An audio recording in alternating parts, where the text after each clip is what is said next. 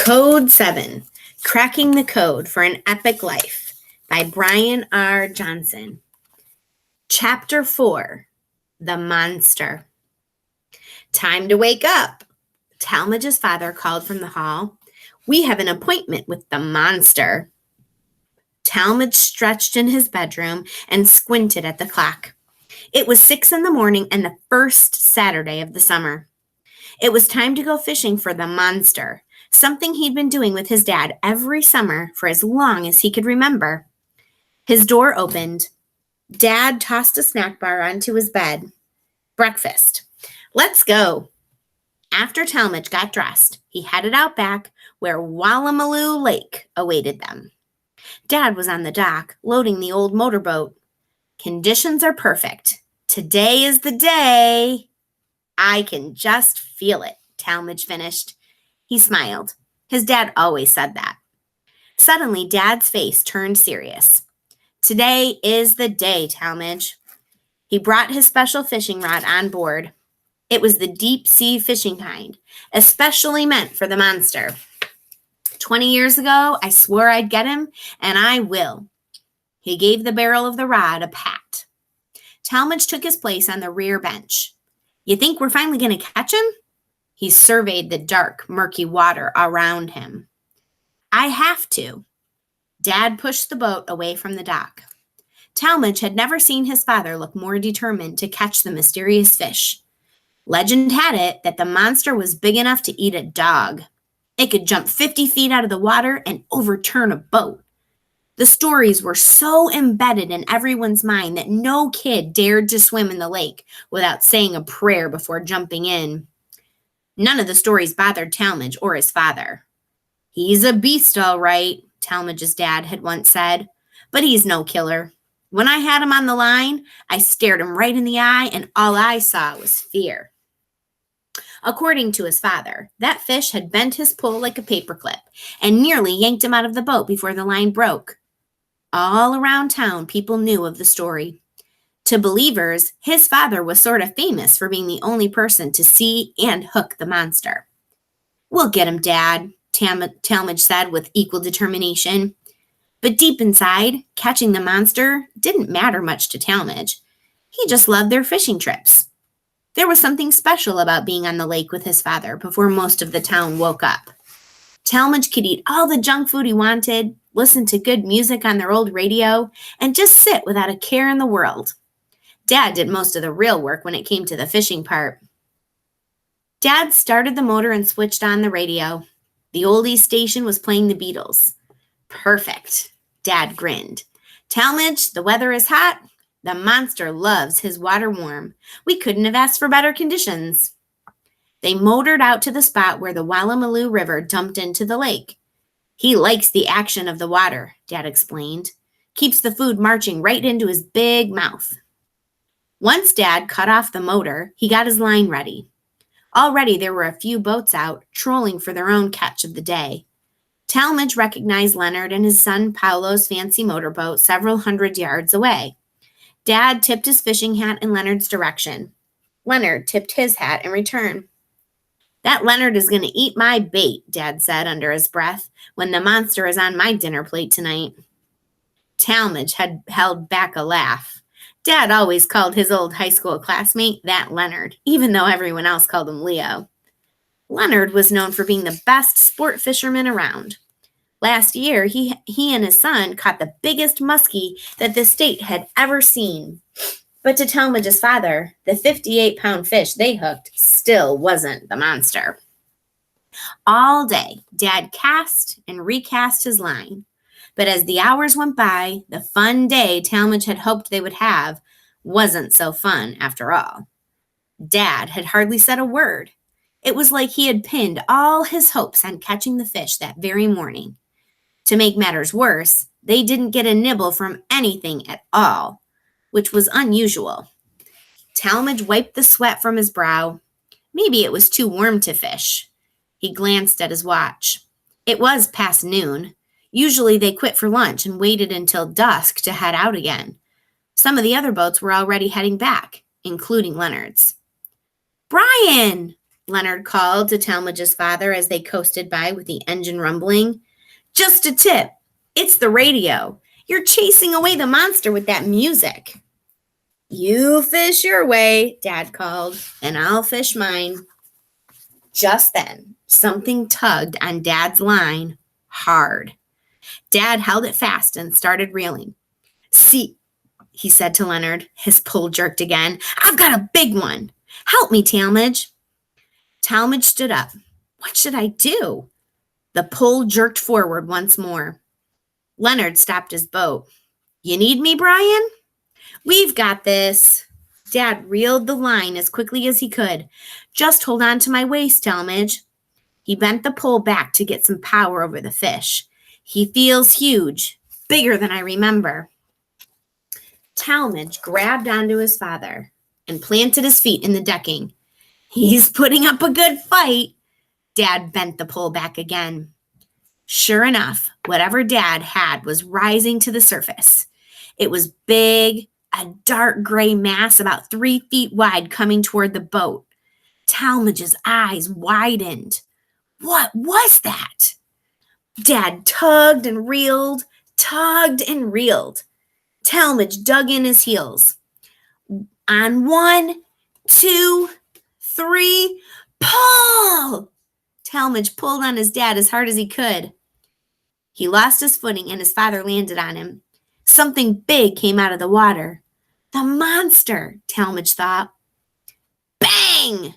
A giant tire hit the side of the boat before sinking under with a splash. Talmadge heard peals of laughter from Leonard's boat. His face flushed red. His father scrambled to his feet and cut the line with his pocket knife. Talmadge sat up, rubbing his back. That was no monster. Stop laughing, Paolo, Leonard warned. It's not funny. But Talmadge could tell that Leonard was holding back his own chuckle. The man revved the motor to a roar. We'll see you later, Brian. With that, they sped off. Talmadge's dad dropped his pole and took off his hat. He chucked the hat to the deck. Talmadge stared at the hat, and then he looked at his father. You okay? Dad took a few seconds to compose himself. Yeah. He looked at the horizon and finally picked up the hat. We're heading home. He yanked on the motor pull. That evening, Dad didn't say much. He sat in the living room in his tattered wingback chair, staring at the empty fireplace like it was a TV set. Talmadge tried to cheer him up. Come on, Dad. It was Leonard's loud and obnoxious boat that ran the monster off. We'll get him tonight. I just know it. His father didn't say anything. Talmadge began to worry. He'd never seen him this down over fishing. Dad? Talmadge, his father began. You know my story about the monster, right? You said it was the best day of your life, Talmadge recalled. No one had ever done what you had. Hook the monster. Right, Dad said. It was the best day of my life. I had the right weather, the right tackle, the right fishing spot. I had taken Grandpa's boat out all by myself. Talmadge nodded, remembering the details of the story. But I never told you that day was also my worst. Grandpa didn't believe me when I told him I had hooked the monster. Talmadge frowned. His own dad hadn't believed him? And I saw the way Leonard and Paolo looked at us today. It wasn't just me they were laughing at. It was us. Who cares, Talmadge said. We're catching the monster, Dad. You had him, and I believe you. Dad's face grew stern. Talmadge, it's over. Trying to catch a fish I haven't seen in 20 years is impossible. He shook his head. Impossible. Now I sound like Dad. Talmadge stared at his father. He didn't like to see him act this way. The funny thing is, Dad continued, when I had the monster on the line, the radio was playing Grandpa's favorite song. I remember wishing so badly that he could have been there with me. What a moment we would have had. He began to sing. You put the hours in and the day is done. It's quitting time. But when it comes to getting what you want, from the moon to the sun, you never give up. You never give in. Grandpa wasn't a believer in the monster, like some of the townsfolk here. But to his credit, he was a big believer in me. He taught me never give up in life, to go after what I wanted. Dad got up from the chair, and I wanted that fish. But it's time to stop. I'm not going to let you follow in my footsteps. Not this way, he sighed. I give up. He ruffled Talmadge's hair and headed to his bedroom. Night, son. That evening, as Talmadge lay in bed, he thought about what his father had said and how sad his father had looked. Talmadge made a silent vow to the monster and to his father. His dad had given up, but he hadn't. He was going to catch that fish once and for all, and he spent the entire night thinking about how he was going to do it. On Monday, Talmadge pretended to sleep while he waited for his dad to go to work. As soon as Talmadge heard the front door shut, he jumped out of bed with a notebook in his hand. He got dressed and grabbed everything he needed from the shed where they kept the fishing supplies. He loaded the motorboat and headed out. When he arrived at the mouth of the river, he opened his notebook and looked over a matrix he had drawn. 3 columns were labeled: bait, location, and weather. Each row represented a time of day. He knew Dad had always tried to fish for the monster by looking for conditions that were similar to the day his father had hooked the fish. But after 20 years, Talmadge figured it was time to try something new. What if the fish didn't like Dad's lure anymore or preferred a different spot? Talmadge figured if he noted the weather and methodically changed the variables that he could control, like the bait and the location, he would eventually discover the right combo and nab that fish. Talmadge filled in the first row in the matrix: chartreuse crankbait, mouth of river, warm and sunny. For company, Talmadge switched on the radio. He adjusted his baseball cap and cast his line. If anyone was going to catch the monster, it would be him now that he had this system. Talmadge smiled. That month of June, Talmadge tried different lures at all times of the day at the mouth of the Wallamalu River. He grabbed every chance he could to fish, usually when his father was at work, fast asleep, or out for a ride on his motorcycle, something his dad did a lot since he gave up on the monster. By the end of the month, Talmadge's notebook was 1/3 full of entries, but still no monster. Nevertheless, Talmadge's determination didn't flag. He still had dozens of locations to try. Talmadge began fishing at Quarry's Cove, Gilman's Point, and Wheaton's Dock. He swapped out the lures and fished in all sorts of weather: rain, wind, and scorching heat. Still, no monster. It was by the end of the summer, the notebook looked beat up. It was full, and Talmadge was beginning to wonder if he was meant to catch the fish after all. On the last weekend before school began, Talmadge sat on his bed and mulled over the entries in his notebook. Was there any combination he hadn't tried? His father knocked, and then the door opened. "Talmadge, have you seen my fishing pole?" Talmadge quickly closed his notebook. Dad's pole. He had been so eager to get to bed last night, he hadn't put it away. It was in the boat. No? His father scratched his head. "I know I stored it in the shed ages ago, but it's not there. I wanted to sell it." "Sell it?" "Yeah." A flicker of sadness crossed his father's face. "No sense in keeping it. Someone must have taken it." He sighed. "It's just as well." After Dad left, Talmadge stared at his notebook. He didn't know how much longer he could stand seeing his father miserable over the monster. He opened the notebook and studied the last few pages again. He had to find a way. As he scanned the entries, a new possibility came to him. Talmadge's heart sped up a little as he thought it over. There was one more combination he hadn't tried. That evening, when his father was asleep, Talmadge went out on the boat, more determined than ever. He motored out to the mouth of the river and threw on Dad's old lure. He never thought to use Dad's lure and go to the same old spot. What if it wasn't the bait or the location, but the fisherman? Dad had said the fish had looked scared of him, but the monster didn't know Talmadge. It was worth a try. Talmadge flipped on the radio and cast his line. He waited patiently, knowing that this was his last hope. Over and over again, he cast his line and reeled it in. Hours went by with the stars twinkling above, and eventually Talmadge couldn't ignore the sinking feeling growing in his stomach. He began to hate fishing, the monster, and his vow to catch the fish. A Beatles song came on the radio, and it instantly brought Talmadge back to the day that he and his dad had caught a monster all right, a monster of a tire. Funny how a song can bring you right back to the moment, Talmadge thought. Paolo's laughter, Dad chucking the hat.